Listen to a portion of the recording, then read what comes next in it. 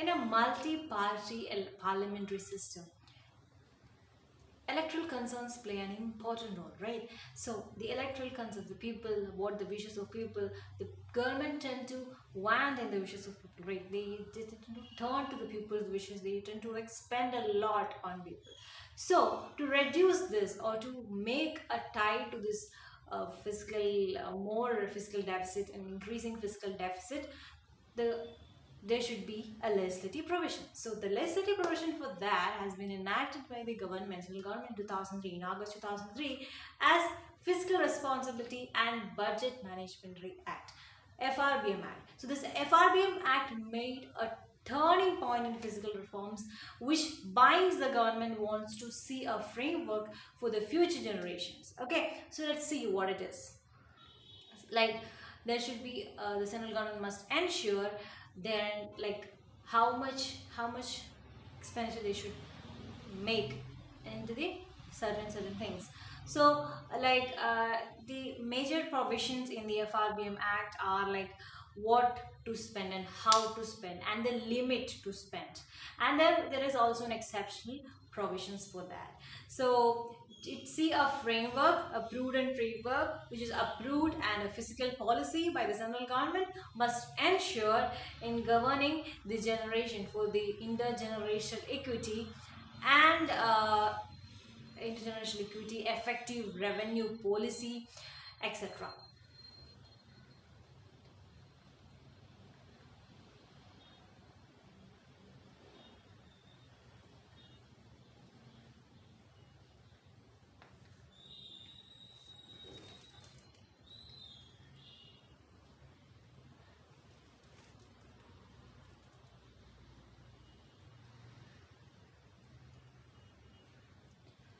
So such a prudent policy will surely make India into a better country using with limits to fiscal deficit and fiscal revenue deficit, and how to handle those deficits and how much should RBI should be giving to the government, and in what way we should manage the borrowings and deficits. So let's see the features of the FRBM Act.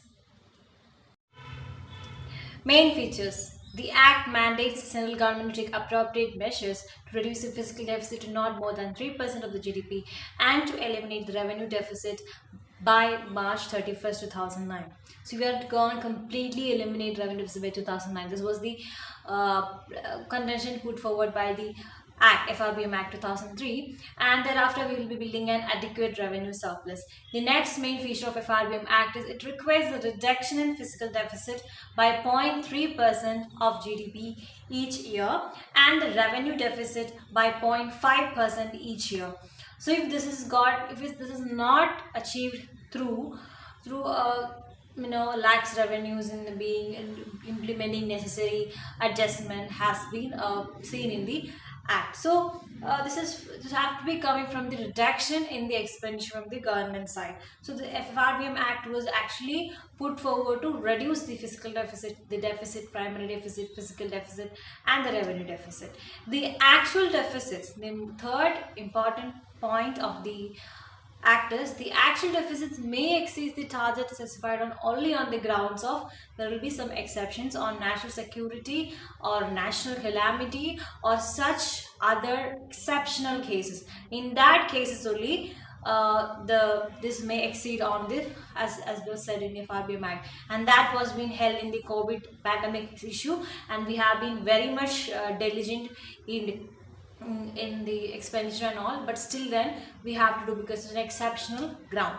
Okay, and the fourth important point or the feature of the FRBM Act is that the central government shall not borrow from the Reserve Bank of India except by the way of advances. We know about way of means and advances, right? So this is how the government, only by that way government can borrow from RBI, ways and means advances. Okay, so it also to meet the temporary excess of cash disbursements of cash receipts.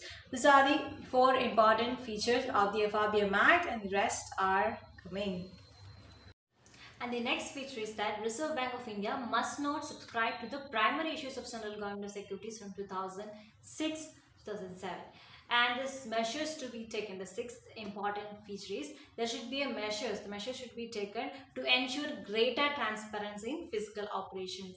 And the seventh and the most important feature is that some central government should be laying before the houses of the parliament three statements. The first one is medium term fiscal policy statement, and second one is the fiscal policy strategy statement, and the third one is the macroeconomic framework policy statement. Okay, so these three statements should be there along with the annual budget to be presented each year according to Article 112 and according to Article FRBMA Act 2003.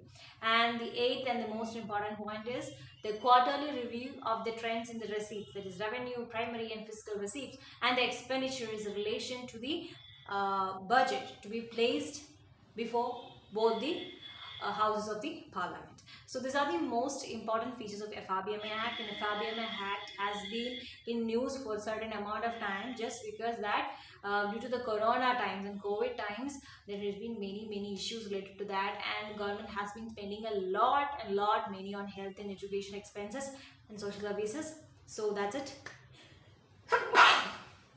So that's it, and thank you so much for listening to it. The Act applies to the central government, and however 26 states have already enacted the fiscal responsibility legislations which made the rule-based fiscal reform program of the government. Okay, so it has made it a more broad-based.